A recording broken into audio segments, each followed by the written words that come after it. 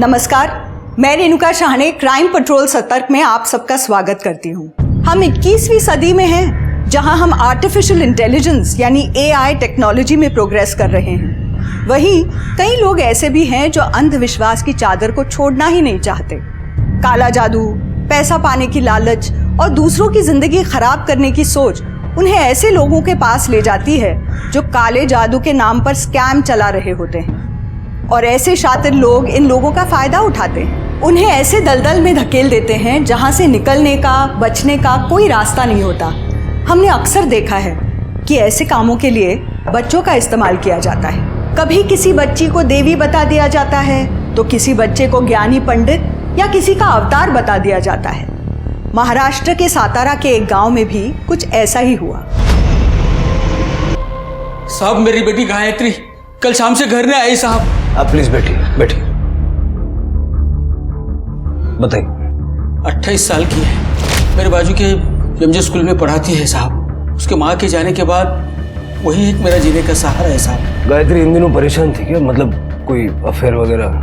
नहीं साहब, वो सब इन चीज़ों पे ध्यान नहीं देती है साहब। वो बच्चों को पढ़ाना उसे बहुत अच्छा लगता है साहब। हो सकता है किसी दोस्त या सहेली के पास गई हो। नहीं साहब, उसे कोई दोस्त भी नहीं है। मतलब वो घर से स्कूल जाती है और स्कूल से घर आती है, इसके अलावा कहीं जाती भी नहीं है वो। और कल भी मैंने पूछा कि स्कूल से वो ठीक 4 बजे निकली थी। ठीक है, आप गायत्री की फोटो और सारी डिटेल्स तृप्ति के पास दे दीजिए। चलिए। जी सर। ऐसा माना जाता है कि सोनू को दिव्य शक्ति प्राप्त है। आप सफेद कपड़े में जिस शख्स को देख रहे हैं वो सोनू के पिता महेश है।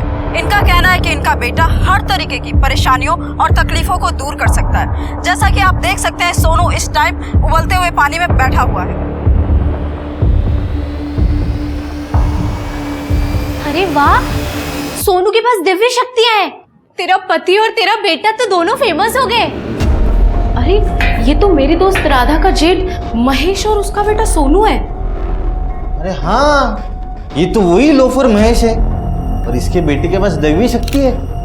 कुछ भी कहते हैं लोग। कुछ भी क्या, कुछ तो सच्चाई होगी ना इसमें, वरना सोनू बिना चले उबलते हुए पानी में कैसे बैठ सकता है?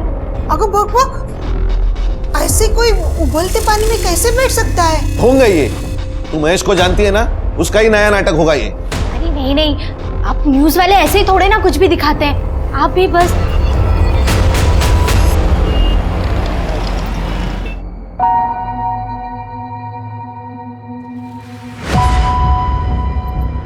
मैं डॉक्टर के पास गई थी। क्या हुआ तुम्हें? तुम ठीक तो? एक मिनट।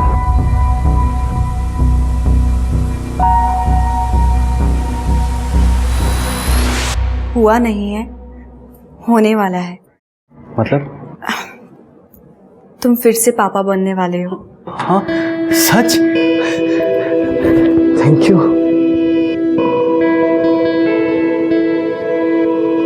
आई, हम सबके लिए खुशखबरी है। इस बार लिंग परीक्षा कर लेना, दोबारा लड़की नहीं होनी चाहिए। आई, जो भी भगवान हमें देगा हम खुशी खुशी ले लेंगे, पर मैं ये लिंग परीक्षण नहीं करवाने वाला। That's it.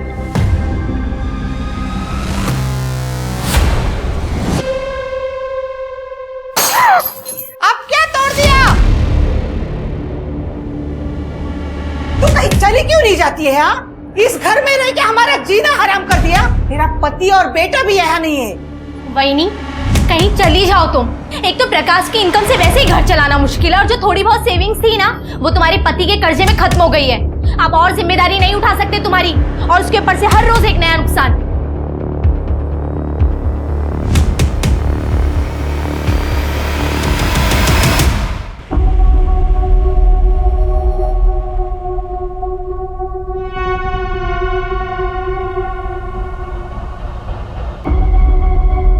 ले खा।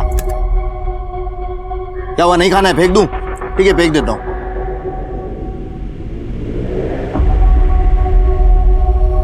अरे ये आराम से खा, आराम से। सिर्फ इतना ही मिलने वाला है। देख, इसके आगे जो मैं तुझसे करवाने वाला हूं ना, उसके लिए तू मुझे कमजोर, भूखा और अधमरा दिखना चाहिए, याद रख। सोनू, सोनू,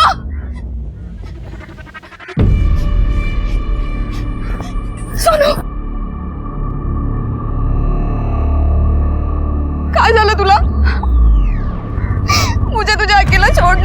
चाहिए था, मेरी ही गलती है। तू चल यहाँ से मेरे साथ। देखो नंदिनी, यहाँ से चुपचाप चले जाओ वरना ठीक नहीं होगा। मैं नहीं मानूंगी, सोनू मेरे साथ जाएगा। सोनू कहीं नहीं जाएगा, यही रहेगा। कैसे नहीं जाएगा, मैं लेके जाऊंगी उसको। तू चल मेरे साथ। आई तो जा, मैं बाबा के साथ रह लूंगा। तू बेड़ा डाला इसका? तुझे स्कूल नहीं जाना है क्या? तू घर पे रहे इंसानों की तरह, ये इंसान तुझे बर्बाद कर देगा। तू चल मेरे साथ। आई मैं कहीं नहीं आने वाला, तू जा। सोनू ए, आई तो है ना, निक। निक।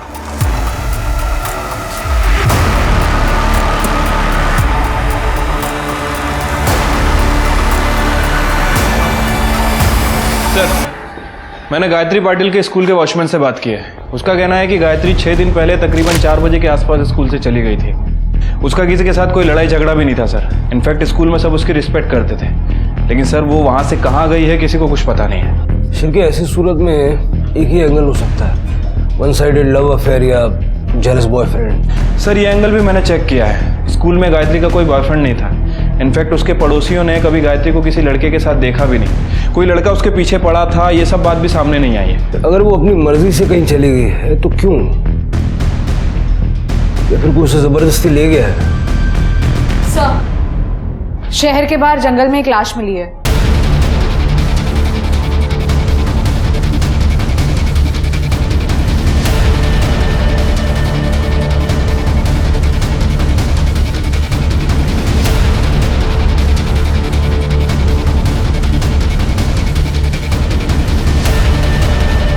बॉडी निकालो।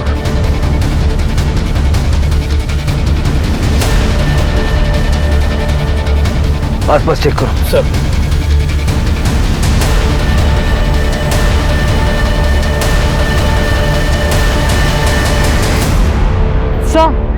लगता है गला दबा के मारा गया है।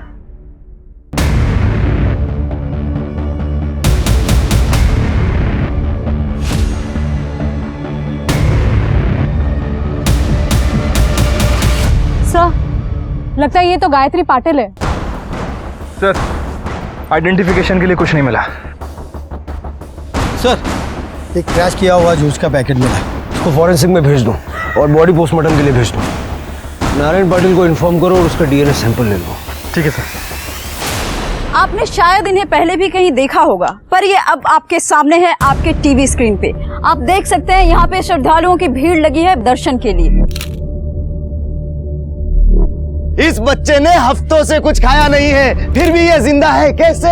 क्योंकि ये पेड़ इसकी रक्षा कर रहा है, अपनी शक्ति इस बच्चे को दे रहा है।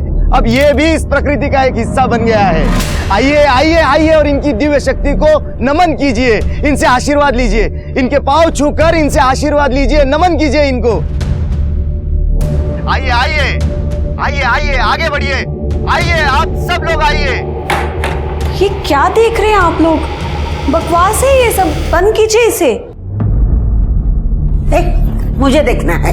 तू भगवान पे विश्वास करती है ना, तो चमत्कार पे भी होना चाहिए। पर माँ जी, इसमें चमत्कार वाली कौन सी बात है, आप ही मुझे बताइए। अरे ये लड़का उबलते हुए पानी में बैठा था, लाखों लोगों ने अपनी आंखों से देखा। ये चमत्कार नहीं तो और क्या है? माँ जी, मुझे आपसे और बहस नहीं करनी है, मैं जा रही हूँ। कहाँ? डॉक्टर के पास। आप मेरे साथ चल रहे हैं या फिर नहीं? हाँ चल रहा हूँ ना। आई मैं आता हूँ डॉक्टर के जाके। हाँ हाँ हाँ हाँ, करेंगे करेंगे, बाबा सब पर कृपा करेंगे। आइए, आपका भी काम बच जाएगा। आइए।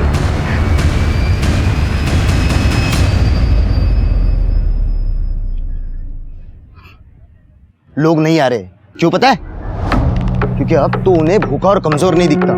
बोला था कम खा, आराम से खाते जाओ। तो सुनता ही नहीं, तेरा मुंह जो दिन भर चलते रहता है। ये जो किया है ना, ये सब फुकट चला गया। अब लटका रहे यहीं पे, बिल्कुल खाना नहीं मिलेगा तुझे। सर, डीएनए रिपोर्ट से कंफर्म हुआ है कि गायत्री नारायण की बेटी है। और सर, पीएम रिपोर्ट के हिसाब से जिस दिन गायत्री गायब हुई उसी दिन उसकी हत्या कर दी गई। इसमें लिखा है कि गायत्री के ब्लड में अफीम के ट्रेसेस थे। सर, फोरेंसिक रिपोर्ट के मुताबिक जूस के पैकेट में अफीम के ट्रेसेस मिले हैं और गायत्री के गर्दन पे फैब्रिक के स्ट्रैंड्स मिले हैं, जिससे शायद उसका गला दबा के उसे मारा गया होगा। इसका मतलब है कि उसको जूस में अफीम मिला के पिलाई गई ताकि वो नशे की हालत में अपना बचाव न कर पाए और बाद में उसे गला दबा के मार दिया। गायत्री जैसी सीधी सादी स्कूल टीचर को कोई ऐसे क्यों मारेगा? क्या रे, इतने पैसे कहाँ से आए तेरे पास? चोरी किए ना तूने मेरे पैसे?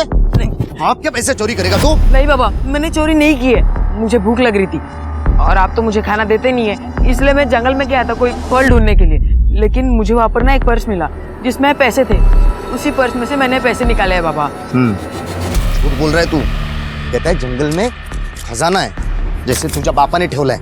आई शपथ बाबा, मैं झूठ नहीं बोल रहा हूँ। बाबा सुनिए ना, चाहिए तो वो जगह मैं आपको दिखा सकता हूँ और वो पर्स भी वही कहीं पड़ा होगा। बाबा बाबा सुनिए ना, इस जंगल में जादू है। प्रकृति ने मुझे गिफ्ट दिया है बाबा, चमत्कार हुआ है। देख, अगर तू सच कह रहा है तो मेरे पास एक आइडिया है। वो जगह दिखा मुझे, हम लाखों कमा सकते हैं। जादुई जंगल? हाँ, बकवास नहीं कर रहा हूँ, सच कह रहा हूँ। एक तू मेरा दोस्त है, इसीलिए सबसे पहले तुझे बता रहा हूँ। उस जंगल में कुबेर का खजाना है। वहां की जमीन में अगर तू पैसे गाड़ेगा ना तो 1 से 2 दिन में तेरे पैसे डबल हो जाएंगे। डबल। तू जा यहाँ से बाबा, मुझे कुछ नहीं चाहिए, तू जा यहाँ से प्लीज।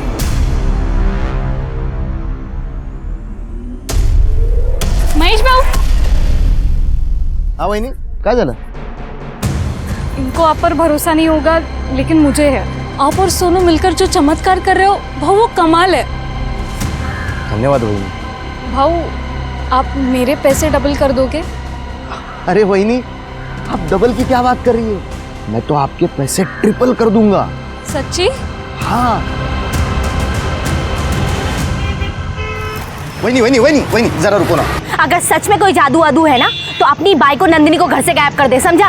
सुनो वहीनी, रुको ना, जरा रुको ना। मुझे सिर्फ एक मौका दो ये साबित करने के लिए कि मैं सच कह रहा हूँ। देखो, आप जरा सोचो, मैं आपको कुबेर का खजाना दिखाना चाहता हूँ। हाँ, मतलब आपने ये जो कान की बाली पहनी है ये कुछ दिनों में दुगनी हो जाएंगी। फिर आपने जो चेन पहनी है ये दुगनी हो जाएंगी। जरा सोचो, फिर और कुछ दिनों बाद और डबल और डबल।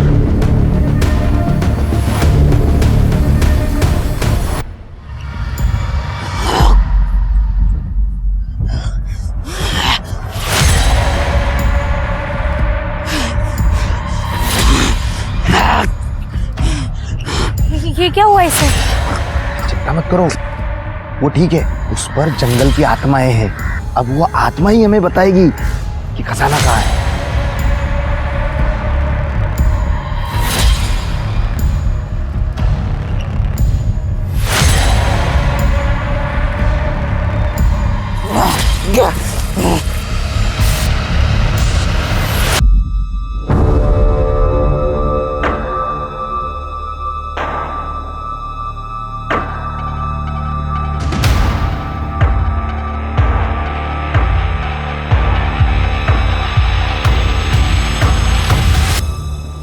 ये लीजिए। ये सब मेरे लिए है? ये जंगल आप पे बड़ा खुश है, इसीलिए आपको इतना दिया। अब तो यकीन है ना आपको? हाँ। मैं ना 3 लाख रुपया दूंगी आपको। डबल होने में कितना समय लग जाएगा? 3 लाख का 6 होने में 4 दिन जाएंगे, और फिर उसका 9 लाख होने के लिए और 3 दिन जाएंगे बस। ठीक है, मैं ना कल 3 लाख लेकर आऊंगी। आप 1 हफ्ते के बाद मुझे 9 लाख दे देना, ठीक है? हाँ। ठीक है। वही नहीं, अब इस जंगल ने आपको इतना कुछ दिया है तो मुझे और सोनू को कुछ बख्शिश तो दीजिए। अब हाँ,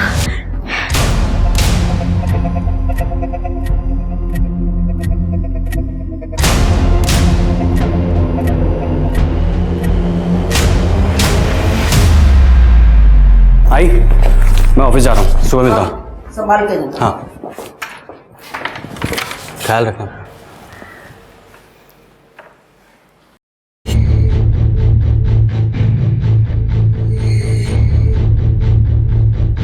प्रीति, माँ जी, क्या हो रहा है? मुझे नींद सी आ रही है।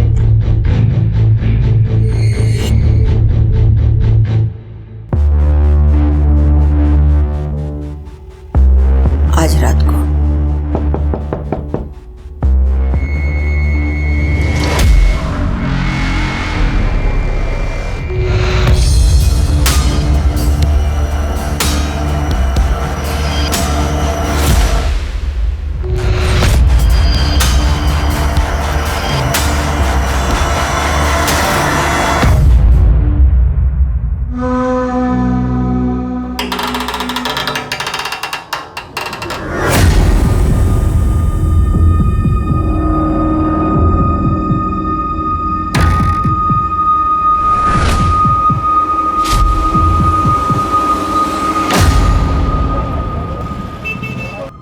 आपकी बीवी गायब है? हाँ सर, कल शाम से गायब है। सर मेरी बीवी तो कल शाम को 5 बजे गई है, उसके बाद उसका कुछ पता ही नहीं, उसका फ़ोन भी बंद आ रहा है सर। कुछ चिट्ठी नोट कुछ छोड़ के गई है? ऐसा तो कुछ नहीं है, लेकिन घर से जेवर गायब है। सर इनके तो जेवर गायब है, मेरे जेवर और पैसे दोनों गायब है सर। प्रकाश आप? हाँ साहब, कल शाम से मेरी बीबी सुप्रिया घर से गायब है। आपकी भी? आप दोनों एक दूसरे को जानते हैं क्या? हाँ साहब, हम साथ में रहते, प्रभात कॉलोनी में हुई। हम तीनों एक साथ ही रहते हैं। ये विशाल है ना, मेरा छोटा भाई महेश का अच्छा दोस्त है। साहब इनकी बीबी राधा और मेरी बीबी शिल्पी ये कॉलेज के टाइम से दोस्त है। आपके घर से भी जेवर कैश वगैरह गायब है? जेवर तो नहीं, लेकिन मेरे बीबी का मैका है बाजू के गांव में, तो उसने उसके बाबा से 2 लाख रुपए लेके आया और बाद में उसका फोन भी नहीं लग रहा, और इसलिए आप एक काम कीजिए, आप सारी डिटेल्स तृप्ति को दे दीजिए। चलिए। शिरके, एक ही कॉलोनी से 3 औरतें गायब हैं, वो भी ज्वेलरी और कैश लेके गायब है। ये महज इत्तेफाक नहीं है। तीनों औरतों की सीढ़ियां निकलवाओ। ठीक है सर।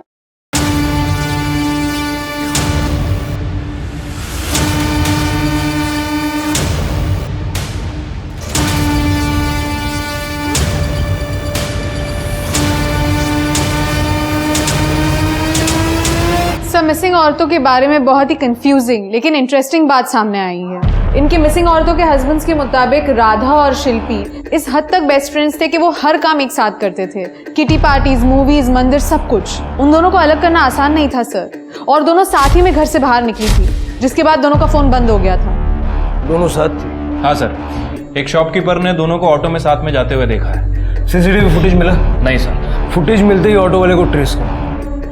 और सुप्रिया? सर सुप्रिया हाउसवाइफ थी। सुप्रिया और विशाल दोनों के पेरेंट्स गांव में रहते थे, इसलिए दोनों यहाँ पे अकेले रहते थे।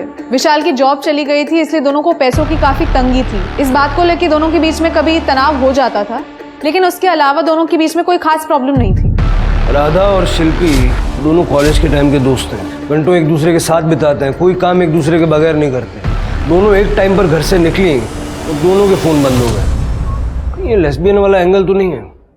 मतलब राधा और शिल्पी ने मौका पाया और घर से सारे कैश और जेवर वगैरह लेके निकल गए। लेकिन सर सुप्रिया का क्या? अभी जैसा तृप्ति बता रही है, सुप्रिया की जो घर की कंडीशन है वो ठीक नहीं है। हो सकता है उसने कोई अफेयर वगैरह कर लिया हो और अपने फादर से 2 लाख रुपया लेके एक अच्छी जिंदगी की लालच में अपने प्रेमी के साथ भाग गई। सर, प्रकाश का भाई महेश जो विशाल का दोस्त है, महेश प्रभात कॉलोनी में जाके लोगों से उधार पैसे लेता था और वापस नहीं करता था, जिसके वजह से परिवार वालों को पैसे चुकाने पड़ते थे। इसलिए महेश से वो परेशान थे। महेश को लेके घर पे बहुत झगड़े होने लगे थे। महेश ने अपने 12 साल का लड़का सोनू उसके साथ घर छोड़ दिया था। उसके बाद नंदिनी के साथ कोई अच्छा बर्ताव नहीं करता था। इस घर में रह के हमारा जीना हराम कर दिया। तेरा पति और बेटा भी यहाँ नहीं है। वहीनी, कहीं चली जाओ तुम, अब और जिम्मेदारी नहीं उठा सकते तुम्हारी, और उसके ऊपर से हर रोज एक नया नुकसान। शिरके, एक पॉसिबिलिटी ये भी है कि राधा, शिल्पी और सुप्रिया इन तीनों औरतों को कैश और जेवर लूटने के लिए किसी ने एक स्कैम का हिस्सा बनाया हो। लेकिन सर कैसा स्कैम? वही तो हमें पता लगाना है। सारे ज्वेलरी स्टोर्स चेक करो। ये राधा और शिल्पी जो जेवर लेके भागे हैं, उनमें से कोई वहाँ बिकने के लिए आया है क्या? और बोई फैमिली से मिलते हैं। पहले महेश और सोनू और अब राधा गायब है। कहीं सबके पीछे नंदिनी का तो हाथ नहीं?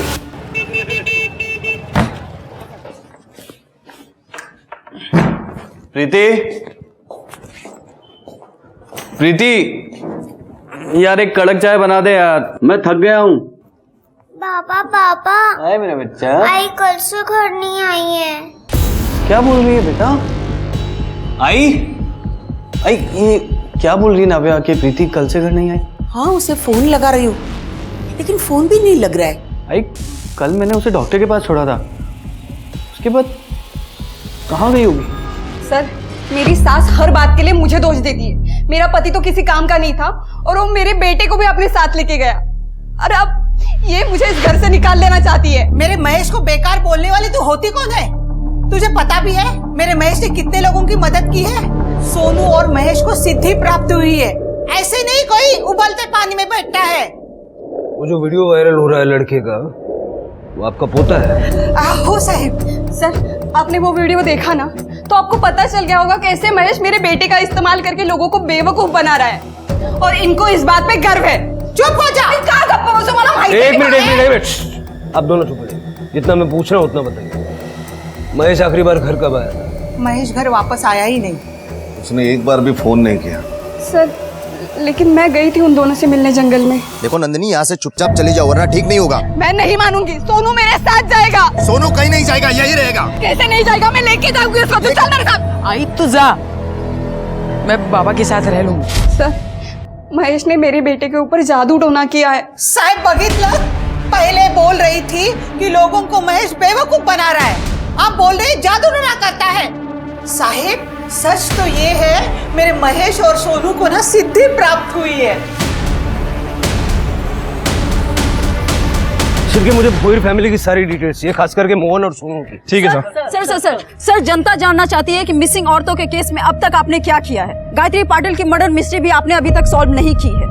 क्या कोई सीरियल किलर है जो खुलेआम घूम रहा है और पुलिस को उसकी भनक तक नहीं है? अगर पुलिस के नाक के नीचे ऐसे ही क्राइम होते रहेंगे तो क्या इस शहर में औरतें सेफ हैं? मेरी आप लोगों से इतनी रिक्वेस्ट है कि खबरों को सेंसेशनलाइज करके और कंक्लूजन पे पहुंचाने की बजाय थोड़ा सा टाइम दीजिए। इन्वेस्टिगेशन चल रही है, हम बहुत जल्द ऑफिशियल स्टेटमेंट रिलीज करेंगे। Excuse me, thank you. But sir आप sir excuse me sir. Sir मेरी बीवी, सर वो पेट से थी सर। सर कल रात से वो घर लौटी नहीं सर। सर मेरी बीवी को ढूंढ दीजिए सर। प्रीति को मैंने क्लिनिक छोड़ा था सर, उसका चेकअप था। उसके बाद मैं अपनी नाइट शिफ्ट के लिए ऑफिस चला गया था सर। क्लिनिक वालों ने बताया कि प्रीति चेकअप करवाने के बाद चली गई थी, लेकिन प्रीति कल को घर ही नहीं लौटी है सर। सर एक्चुअली मेरे काम पे मोबाइल यूज़ करना अलाउड नहीं है सर। जब मैं आज सुबह घर पहुंचा तब मुझे पता चला। आप बाकी सारी डिटेल्स तुप्ते को दे दीजिए। जी सर। ये 5वीं औरत मिसिंग है शिर के। 24 घंटे के अंदर मुझे ये प्रीति चाहिए सर।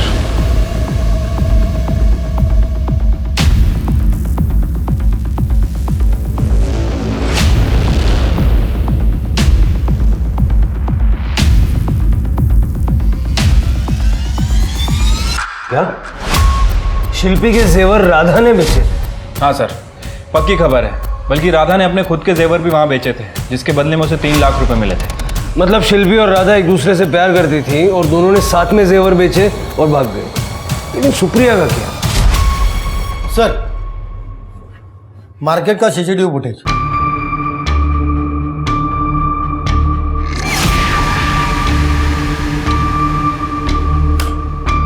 सर, ऑटो के लिए लुकआउट नोटिस जारी कर दिया है।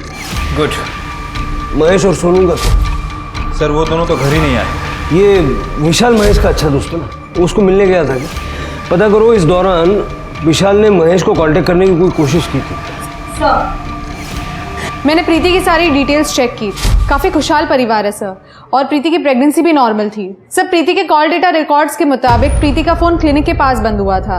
सर मेरे पास सीसीटीवी फुटेज है, ये देखिए। प्रीति वापस आते हुए दिखाई दे रही है। सभी औरतें नॉर्मल थी, परेशानी की कोई बात नहीं थी, और फिर सब गायब हो जाती है। पुलिस प्रशासन हाय हाय, पुलिस प्रशासन हाय हाय। ये हो क्या रहा है? पुलिस प्रशासन, पुलिस प्रशासन। सर नारेबाजी चल रही है, लगता है एनजीओ वाले। ये तो होना ही था। बिना सच्चाई जाने एक दूसरे की कमियां निकालना बहुत अच्छे से जानते हैं लोग। इस केस ने पूरे शहर को सकते में ला दिया था। पुलिस स्टेशन के बाहर प्रोटेस्ट होने लगे थे। मीडिया में खबरें चल रही थी कि औरतें अब दिन में भी बाहर निकलने में सेफ महसूस नहीं करती हैं। 5 औरतें मिसिंग थी, जिनमें से एक की डेड बॉडी मिल गई थी। तो बाकी की 4 औरतों की किस्मत में क्या लिखा था? पुलिस के ऊपर प्रशासन से जल्द इस केस को सॉल्व करने का प्रेशर था, लेकिन पुलिस करती भी तो क्या? हर क्लू डेड एंड तक पहुंच रहा था, और ऐसे में पुलिस ने फ्रंट से लड़ने की सोची। पुलिस ने ना सिर्फ सभी की छुट्टियां कैंसिल कर दी, बल्कि किसी को भी घर जाने की परमिशन नहीं थी। 24/7 बस पुलिस काम पर लगी थी, क्योंकि हर हाल में इस केस को सॉल्व करना था। और इसका नतीजा ये हुआ कि उम्मीद की एक किरण दिखी और पुलिस को ऑटो ड्राइवर मिला, जिसने बताया कि उसने राधा और शिल्पी को उस दिन कहाँ छोड़ा था।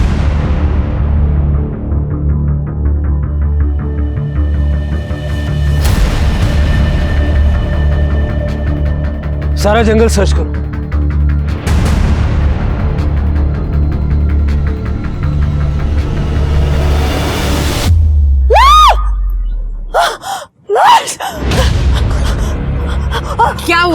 आप लाश लाश कहाँ पे? वो चलिए दिखाइए, चलिए। 2 रात पहले मेरा मंगलसूत्र खो गया था, ढूंढने आई थी पर मिला नहीं था। 2 दिन बहुत बारिश चल रही थी तो मैं आई नहीं। आज सूरज निकला है तो मैं आ गई, तो आई तो मैंने ये देखा। Please sir.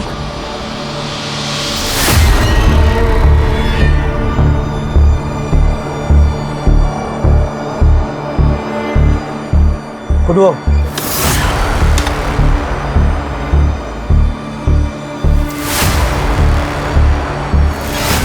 आराम से, आराम से, वहां से खोदो, बस वहां खोदो, चलो।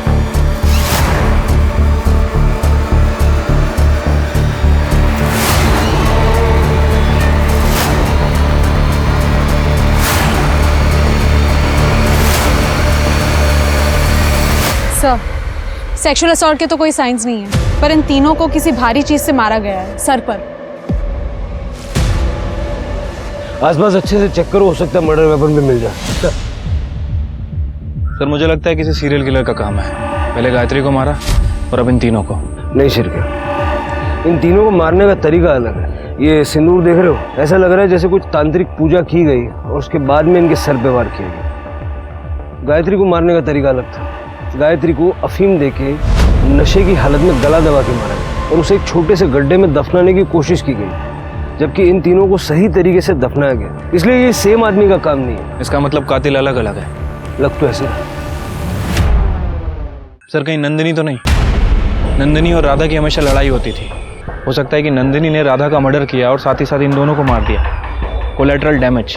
नहीं सर, ये काम नंदिनी के अकेले के बस का नहीं है और मुझे अभी भी लग रहा है कि ये तीनों किसी स्कैम के शिकार हैं। महेश भोयर को ढूंढो, जादू टोना करता ना, हो सकता है इसमें उसका हाथ हो। तृप्ति, बॉडी को पोस्टमार्टम के लिए भेजो और परिवार वालों को इन्फॉर्म करो। सर।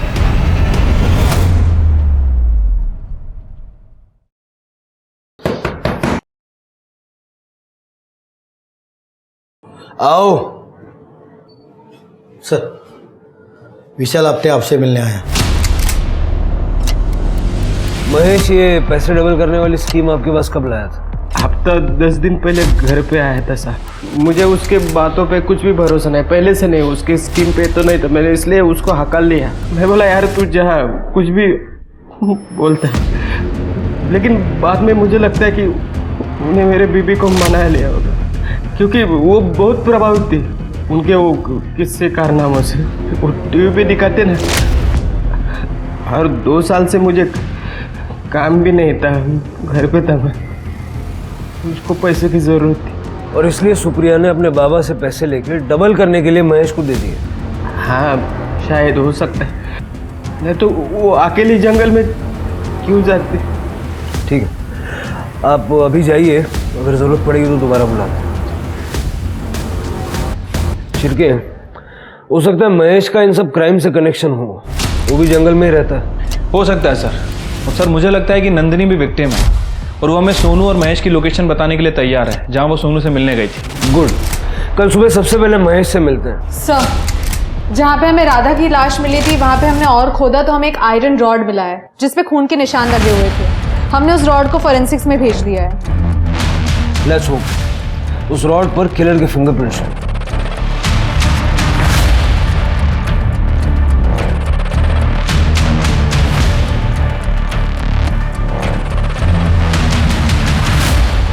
महेश, महेश चुपचाप बाहर आ जाओ वरना गोली मार दूंगा। प्रभात कॉलोनी की 3 औरतों के मर्डर के लिए पुलिस सस्पेक्ट महेश भोईर को मान रही है। मैं आपको याद दिला दूं, ये वही महेश भोईर हैं जो अपने चमत्कारों के लिए फेमस है। ये अपने बेटे सोनू के साथ कई चमत्कार दिखा चुके हैं। ये खबर लीक कैसे हुई? जिसने भी ये खबर लीक की है ना, उसको सस्पेंड कर दूंगा मैं।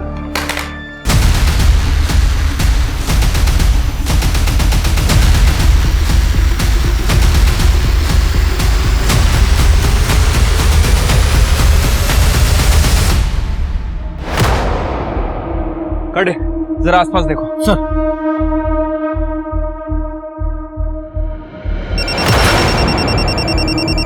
हाँ शिरके। सर, अंदर कोई नहीं है, लगता है महेश भाग गया। भाग ही जाएगा, सारे न्यूज चैनल पे उसकी खबर चल रही है, सारा एरिया सर्च करो।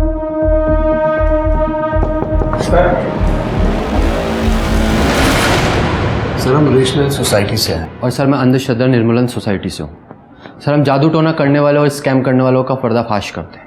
और जिसे आप ढूंढ रहे हैं महेश भोयर, वो एक ढोंगी है। तुम लोग मेरे चमत्कारों को छलावा कह रहे हो। अगर ये बात पब्लिक को पता चली ना, पता है तुम्हारे साथ क्या होगा? और अगर सोच यही बात पब्लिक को पता चली, अर्जू ये एक कढ़ाई के नीचे तूने दूसरी कढ़ाई लगा रखी है और इसके बीच में लकड़ी का पट्टा, जिससे उसे गर्मी महसूस ना हो।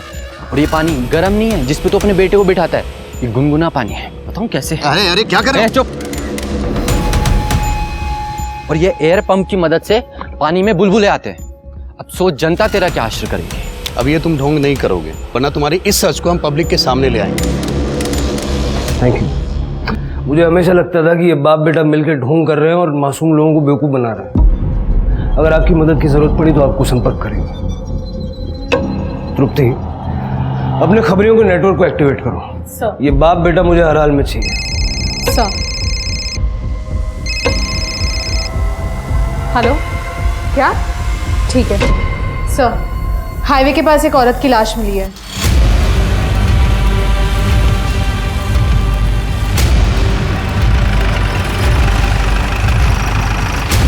सर इधर अंदर।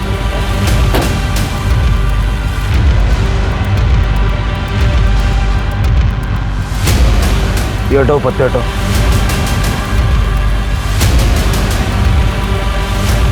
प्रीति शर्मा, बॉडी बाहर निकाल।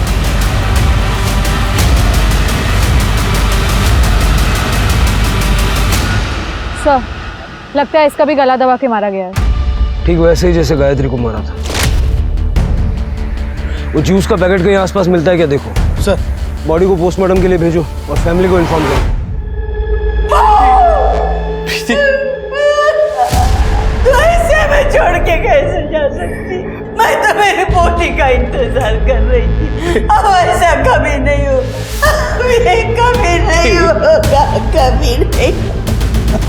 सरिता को कैसे पता कि प्रीति को लड़की होने वाली थी?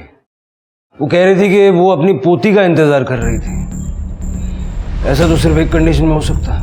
Sir you mean to say that sex determination test? पता करो इलीगल सेक्स डिटर्मिनेशन कौन करवाता है, या फिर कहीं ये जानकारी क्लिनिक में से तो किसी ने उन्हें नहीं दी।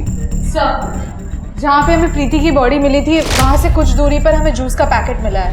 हमने उसे फोरेंसिक में भेज दिया है। आई एम श्योर उस जूस के पैकेट में और प्रीति के ब्लड में अफीम के ट्रेसेस मिलेंगे। सर, महेश के लोकेशन का पता चल गया है। दूसरी टीम उसे लेके आ रही है।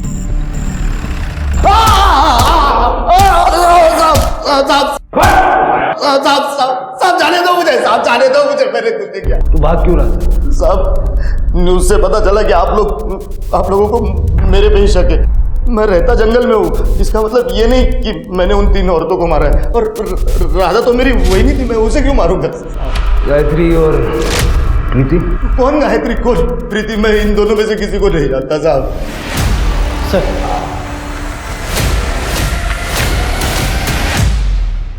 एक बात बता, मर्डर वेपन पे तेरे फिंगरप्रिंट्स कैसे आ गए? गायत्री की तरह राधा, शिल्पी और सुप्रिया की बॉडी में भी अफीम के ट्रेसेस मिले। अब बोल।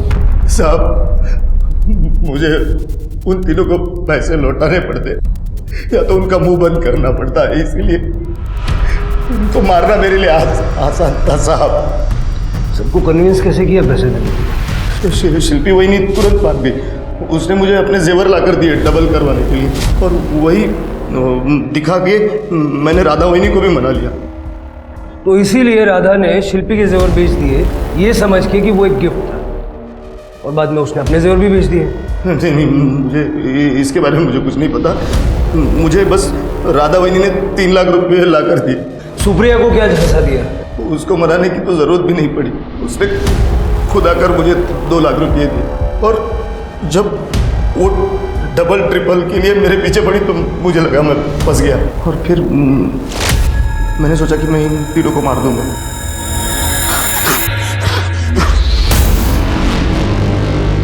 आप लोगों ने जो कैश और जेवर दिया था वो इन सब इन्हीं गड्ढों में है। अब आपको इन गड्ढों में बैठना है और ध्यान करना है। जैसे ही पूजा समाप्त हो जाएगी उसके बाद आपका डबल ट्रिपल जो भी होगा वो आपको मिल जाएगा। ये लो, लीजिए, आप भी लीजिए, आप भी लीजिए। ये शरबत आपको पीना है।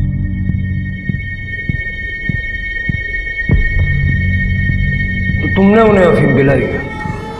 हाँ सर, शरबत में मिला के ताकि उनको नशा हो जाए और वो अपना बचाव नहीं कर पाए।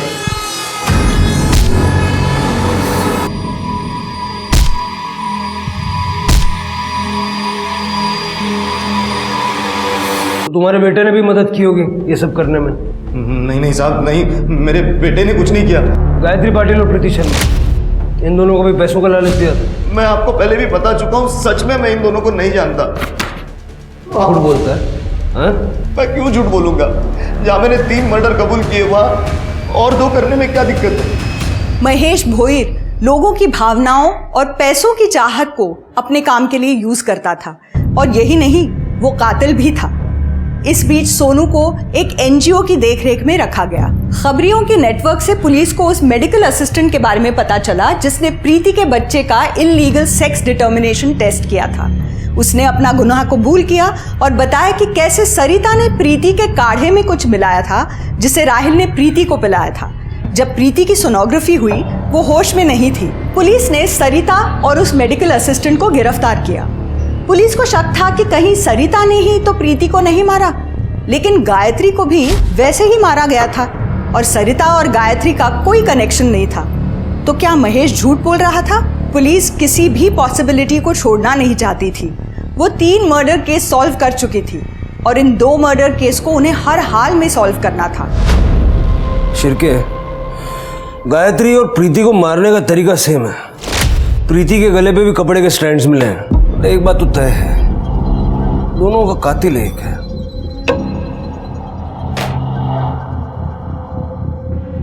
वो बैग किसका है? क्या है उसमें? अरे सर, वो महेश के टेंट में जब रेड मारी थी तो ये कुछ सामान मिला था। कुछ खास नहीं, बस ऐसे ही खाने पीने की चीज़ें। सर शायद ये तांबे ने रखा है यहाँ पर। करडे, हटाओ इसको यहाँ से। एक मिनट, दिखाओ।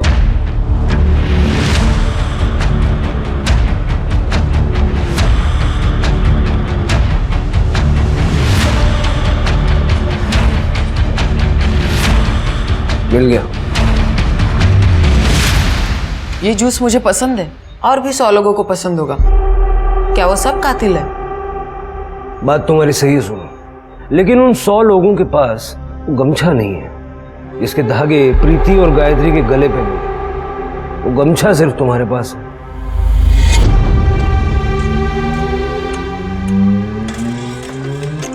ये गमछा आपने चुराया था? गमछा चुराया नहीं बेटा, उधार लिया था।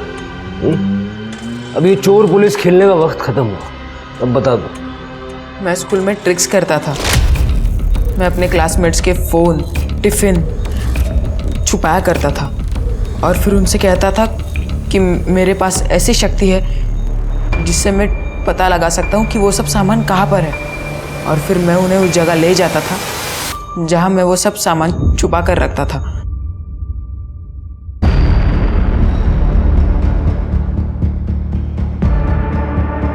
सब बच्चे मुझे पहचानने लगे थे, सब मेरी तारीफ करने लगे थे और हमेशा से मुझे यही सब चाहिए था। गायत्री टीचर को सब कुछ पता चल गया और फिर उन्होंने मेरी शिकायत प्रिंसिपल से जाकर कर दी। फिर उन्होंने मुझे स्कूल से रस्टिकेट कर दिया। मेरे मम्मी ने बहुत हाथ पैर जोड़े और फिर उन्होंने मुझे स्कूल में वापस लिया ही नहीं। 2 महीने हो चुके थे तब मैंने फैसला किया कि अब मैं बदला लूंगा।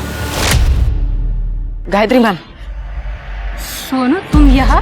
Ma'am, I am sorry ma'am. मैंने जो कुछ भी किया ना उसका पछतावा है मुझे और अब मैं बदल गया हूँ। I am so happy for you Sonu, but मैं तुम्हें वापस स्कूल में नहीं ले सकती, वो मेरे हाथ में नहीं है। कोई बात नहीं मैम, मैं हार नहीं मानूंगा। मैं प्रिंसिपल सर से भी जाके माफ़ी मांगूंगा। मैम, मैंने आपके लिए कुछ लाया है, ये लीजिए मैम। अरे नहीं मैम, लीजिए प्लीज। मैम, अगर आपने ये नहीं लिया ना तो मुझे लगेगा कि आपने मुझे माफ़ नहीं किया। Please ma'am. ठीक है।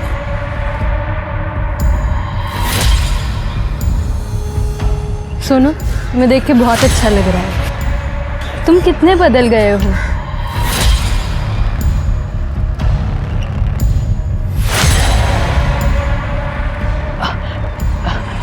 मैं आपको घर छोड़ देता हूँ मैम।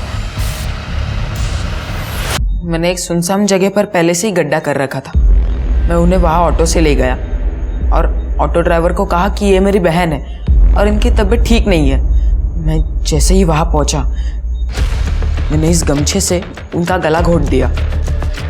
उनके हाइट के हिसाब से वो गड्ढा बहुत छोटा पड़ रहा था। मुझे लगा यहाँ कोई आ ना जाए, इसलिए जैसे तैसे वो बॉडी मैंने गड्ढे के अंदर डाल दी और घास पत्ते से मैंने वो सब ढक दिया और मैं वहाँ से चला गया। जूस में जो अफीम मिलाई थी, कहाँ से मिली तुम्हें? बाबा के पास वो हमेशा रहती थी, मैंने उनसे ही चुराई थी। मुझे डर था कि कहीं मर्डर का इल्ज़ाम मुझ पर ना लग जाए, इसलिए बाबा जब घर छोड़ के चले गए तब मैं भी उनके साथ चला गया। प्रीति को क्यों मारा? उसकी सास ने बोला था मारने के लिए। एक दिन राहिल बाबा से मिलने आया था, पर बाबा घर पे नहीं थे, तो मैंने उससे पूछा कि क्या चाहता है। हमारे पास तो दिव्य शक्ति है, कुछ ऐसा करो ना जिससे प्रीति को बेटी की जगह बेटा हो जाए। हम ये सब नहीं करते, ये प्रकृति के खिलाफ है।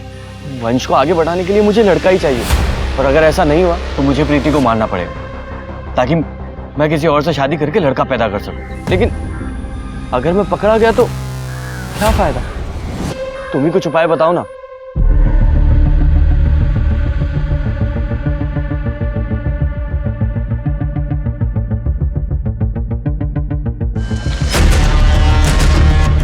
एक उपाय है, मैं प्रीति को तुम्हारे जिंदगी से दूर कर सकता हूँ ताकि तुम बिना किसी परेशानी के दूसरे लड़के के साथ शादी कर सकते हो। लेकिन इस काम के 50,000 लगेंगे। और वो मान गया? उसने मुझे एडवांस पैसे दिए थे। मैंने उससे कहा कि प्रीति जैसे ही क्लिनिक के बाहर आए उसे वो जूस पीने के लिए कह देना, और उसने बिल्कुल वैसे ही किया। जैसे ही प्रीति क्लिनिक के बाहर आई, ऑटो ढूंढ रही थी तो उसे अचानक चक्कर आने लगी और फिर मैं उसको मदद करने के लिए चला गया। फिर वापस मैंने ऑटो वाले को वही कहा कि ये मेरी बहन है और उनकी तबीयत ठीक नहीं है। और हाईवे पे ले जाके तुमने उसकी हत्या कर दी।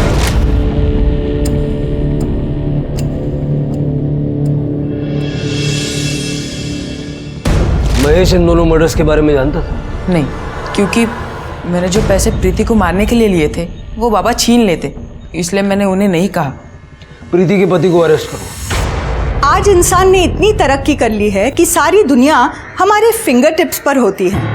आपको अगर कोई भी जानकारी चाहिए, वो कहीं भी बैठे बैठे अपने फोन से ले सकते हैं। लेकिन फिर भी लोग आसानी से धोखा खा जाते हैं, क्योंकि इंसान अपनी बढ़ती जरूरतों के आगे घुटने टेक देता है। पैसा जीने के लिए जरूरी है, लेकिन याद रखिए, जो लोग आपको कम समय में पैसा डबल या ट्रिपल करने का झांसा देते हैं, अगर वाकई में ये सच होता तो क्या वो खुद करोड़पति नहीं बन जाते?